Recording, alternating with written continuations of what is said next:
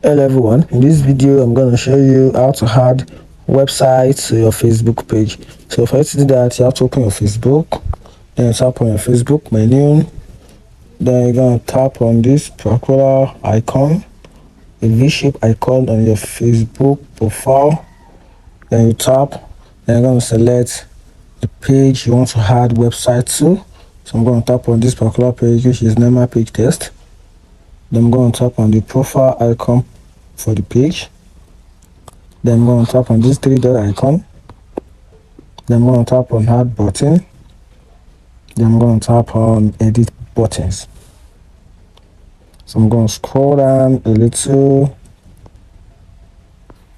and until I found website. You can see it right here. Sign up. You can see open a website with a sign up form. You're going to tap. Then you're going to input the URL of your website. Once you input it here, then you tap on save. If you find this video helpful, like and follow for more. Thank you.